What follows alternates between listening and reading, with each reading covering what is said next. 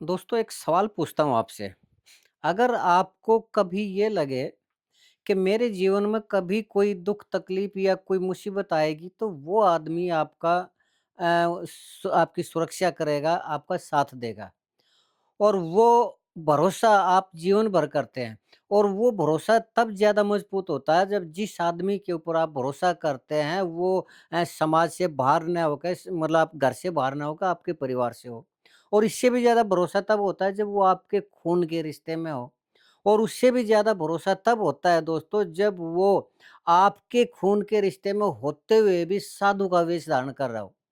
तब दोस्तों वो भरोसा और भी ज़्यादा मजबूत होता है और इतना ज़्यादा भरोसा होता है कि वो परमात्मा से भी ज़्यादा उसका भरोसा करता है आदमी। और जब मुसीबत आए और वो ये सोच के सारी उम्र काट दे कि कभी मेरी जान के ऊपर भी दिक्कत आएगी, सिर्फ आर्थिक और सामाजिक नहीं, अगर ज़िंदगी पर भी दिक्कत आएगी तो वो आदमी रक्षा करेगा, प्राण बचाएगा। और जब आपके अंदर वो घड़ी आ जाए, वो वक़्त आ जाए और आप उस आदमी को पुकारें और वो ना आए दोस्तों, तो आपको दुःख होता है। उस टाइम होता है सिर्फ़ दुःख। क्यों? क्योंकि आपका भरोसा था कि वो आदमी तेरी जान बचाने आएगा।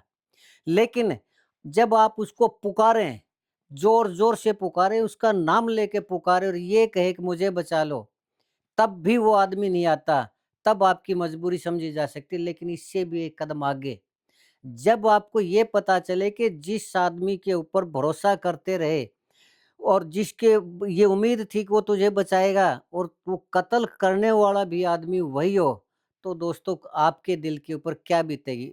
और उस टाइम वो कत्ल दोस्तों 1 नहीं 3 चीज़ों का होता है। एक न आपके शरीर का कत्ल होता है, आपके विश्वास का कत्ल होता है और उस साधु शब्द का कत्ल होता है। तो उस टाइम सोचिए कि आपके शरीर पर पड़ने वाली चोटों का जो दर्द होता है, उससे ज़्यादा वो दर्द होता है जो आपकी आत्मा पर पड़ता है, जो आपके भरोसे के ऊपर पड़ता है। जी हाँ, दोस्तों, ऐसा ही कुछ हुआ है और कल ही हुआ है। कहाँ हुआ है, कैसे हुआ है, मैं आपको सारी चीज़ बताऊँगा, एक-एक चीज़ बताऊँगा दोस्तों। बस तब तक आपसे एक निवेदन है कि एक तो आप बने रहिए मेरे इस चैनल पर और मेरे इस चैनल को सब्सक्राइब ज़रूर करिए दोस्तों। बस मैं अभी गया और अभी आया दोस्तों सिर्फ़ 5 सेकंड के अंदर, तब तक मेरे चैनल को सब्सक्राइब ज़रूर करिए प्लीज़।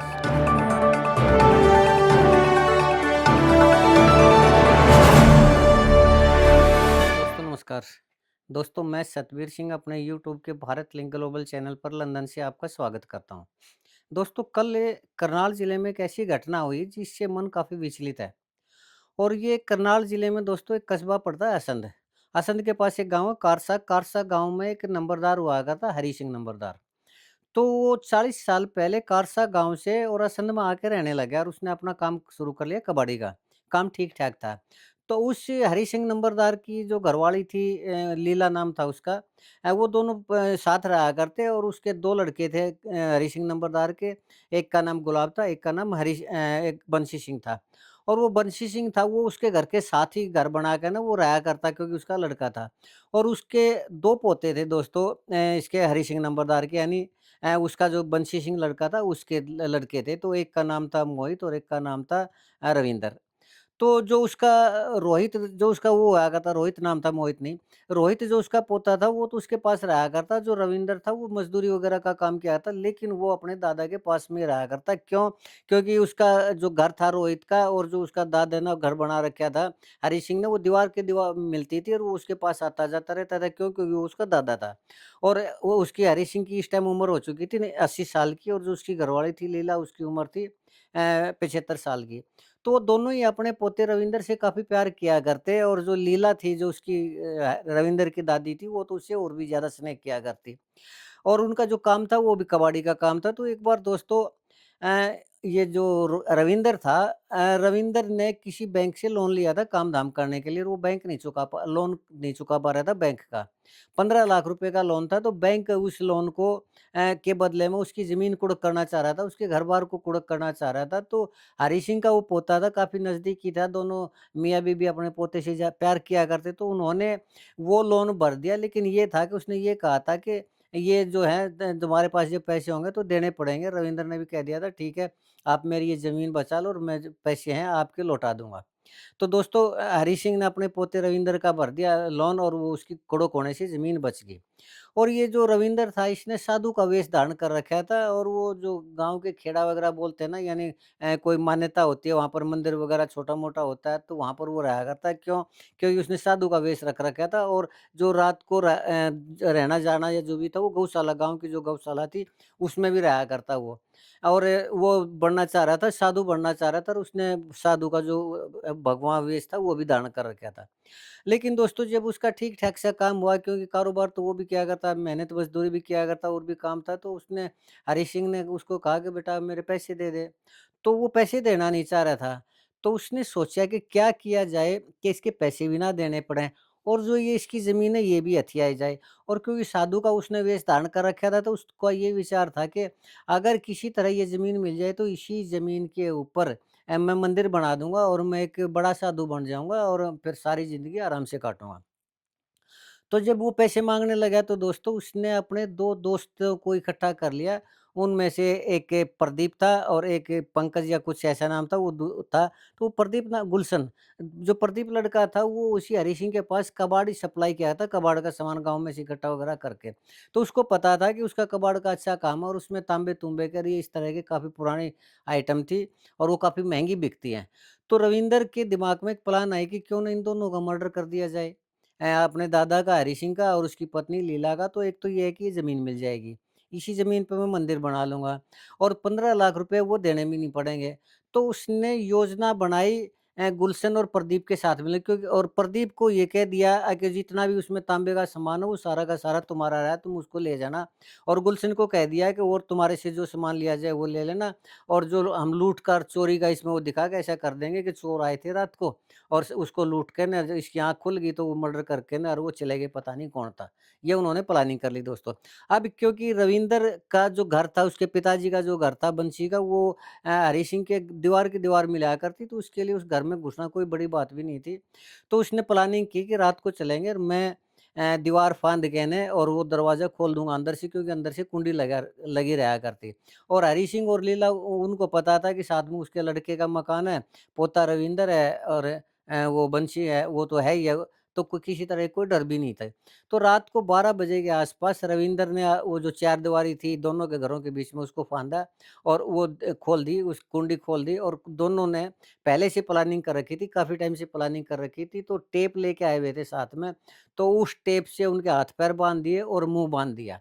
और वो जो रविंदर था ना, वो मंकी कैप लगा रखी थी उसने, तो जब उनके हाथ-पैर बाँधे और मुँह वो किए बाँधने लगे तो उसकी आँख खुल गई लीला की।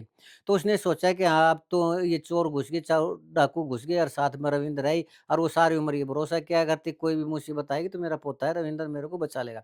तो वो ज़ोर-ज़ोर से चिल्लाने लगी, "रविंद्र मुझे बचा ले, रविंद्र मुझे बचा ले।" कई बार चिल्लाए कि रविंद्र मुझे कोई मार रहा है। लेकिन वो रविंद्र ने दोस्तों मंकी कैप लगा रखी थी, एक वो होती है सिर को भी ढक देती है और यहाँ तक आती है, उसको मंकी कैप बोलते हैं, वो लगा रखी थी। और उसने वो पहचान नहीं पाई लेकिन जिस रविंद्र को वो बुला रही थी कि जिस रविंद्र से गुहार लगा रही थी, "रविंद्र मुझे बचा ले", उसको क्या पता था कि उसका कत्ल करने वाला ही वो रविंद्र है। और वो चिल्लाती रही, "रविंद्र मुझे बचा ले" और रविंद्र ने उसका गला घोट के उसकी हत्या कर दी दोस्तों। तो ये वो कहानी थी कि जिसको हम ये उम्मीद करते हैं कि मुसीबत के टाइम में वो हमें बचाएगा और वही कातिल निकलता है। तो ये देखिए कि क्या ये सिर्फ़ एक शरीर का कत्ल था, क्या एक विश्वास का कत्ल नहीं था और क्या एक साधु के वेश का कत्ल नहीं था दोस्तों। तो लेकिन जब सवेरे वो उनका कत्ल करके न और वो सामान जो उसने कबाड़ी का जो लेना था लूट-पाट का वो ड्रामा करके ना वो निकल गए।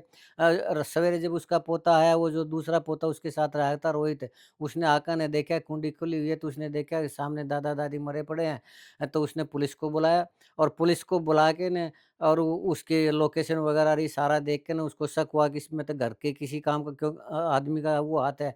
क्यों? क्योंकि अंदर से कुंडी बंद थी, तो अंदर से कुंडी तो कोई घरवाला ही खोल सकता है। तो जब उसने घर की लोकेशन और दीवार वगैरह ये देखी, तो उसको पता चल गया कि इस घर में से एंट्री हो रही है। तो जब इंक्वायरी की, तो उसने उसके दूसरे पोते ने भी कहा, उसके बेटे ने भी कहा कि ये जो इसका 15 लाख रुपए का मामला चला हुआ था, वो पैसे माँगा करता और ये नशेबाज वैसे हुआ करता क्योंकि साधु सन्यासी जो अक्सर नशे की पूर्ति के लिए साधु सन्यासी बनते हैं ताकि फ्री में लोग उनको कुछ भिक्षा-विक्षा दे जाए, पैसे दे जाए, उसके बदले में वो नशा कर ले। यही साधुओं का आजकल वो होता है, इसी के लिए उसने यही सोची कि इसी ज़मीन पे मैं मंदिर बना लूँगा, तो उसमें ज़रूर वो पहले ये सोचा करता और ये ज़रूर उसमें उसका हाथ होगा रविंद्र का। तो जैसे ही रविंद्र को अरेस्ट किया तो उसने थोड़ा जैसे ही पुलिस ने अपने तेवर दिखाए, उसने कबूल कर लिया कि हाँ, इस ज़मीन के लिए और 15 लाख रुपए का लोन वो जो पैसा ना देना पड़े, इसलिए मैंने ही अपने दादा-दादी की हत्या की है। और उसने ये भी बताया कि जब मैं उसकी अपनी दादी को मारने लग रहा था, तो वो चिल्ला रही थी, "रविंदर मुझे बचा ले, रविंदर मुझे बचा ले।" तो ये वो कहानी थी दोस्तों। अब पुलिस ने तीनों को अरेस्ट कर लिया है और उसके ऊपर जो भी अब कार्रवाई होगी, वो आगे कार्रवाई पुलिस की होगी और उसमें उसका पोता या और परिस्थितिजन्य साक्ष्य या कई बार मैं सर्कमस्टेंशियल या एविडेंस बोलता हूँ, उसके बेस पे तीनों को उम्र कैद की सज़ा मेरे हिसाब से इसमें होनी ही होनी दोस्तों। तो अब ये देखिए कि मात्र पैसे के लिए अपने ही दादा-दादी का कत्ल करना, अगर उसकी बजाय वो सेवा करता तो 80 साल की उसकी उम्र हो चुकी थी, कितने साल और बचता जीता वो? ज़्यादा से ज़्यादा कितना जीता वो? 5 साल और जी लेता, 10 साल और जी लेता, अगर वो उसकी बजाय उसकी सेवा करता, तो वो ज़मीन उसी के नाम दे जाता। ना तो साधुपने का जो उसने वो किया उसका विश्वास टूटता, ना उसके दादा-दादी का विश्वास टूटता और ज़मीन भी मिल जाती। और रही बात 15 लाख रुपए की, तो आराम से वो उनको समझा सकता था, कह सकता था कि मेरे पास अभी पैसे नहीं हैं और इंतज़ार कर लेता दोस्तों। लेकिन ख़ैर ये अपनी-अपनी सोच होती है दोस्तों। तो ये था आज की कहानी, ये क्राइम स्टोरी है। तो ये एक भरोसे का कत्ल हुआ कि एक औरत ने ज़िंदगी भर भरोसा किया अपने पोते के ऊपर और जब मुसीबत की घड़ी आई उसी को पुकारा और वही उसका कातिल निकला दोस्तों। ख़ैर अब दोस्तों जो भी हुआ सो हुआ। अब ये आज का मेरी वीडियो है। मुझे उम्मीद है कि आपको ये वीडियो ज़रूर पसंद आई होगी। अगर आपको लगता है कि मेरी वीडियो ठीक है तो मैं आपसे प्रार्थना करूँगा कि आप मेरे इस वीडियो को लाइक करें, शेयर करें, कमेंट करें दोस्तों और वीडियो को हाइप ज़रूर करें। और इसके साथ ही एक बार फिर से निवेदन करना चाहूँगा कि मेरे इस चैनल को सब्सक्राइब ज़रूर करें। आपने मेरा ये वीडियो देखी इसके लिए आपका बहुत-बहुत धन्यवाद। नमस्कार, जय हिंद, जय भारत।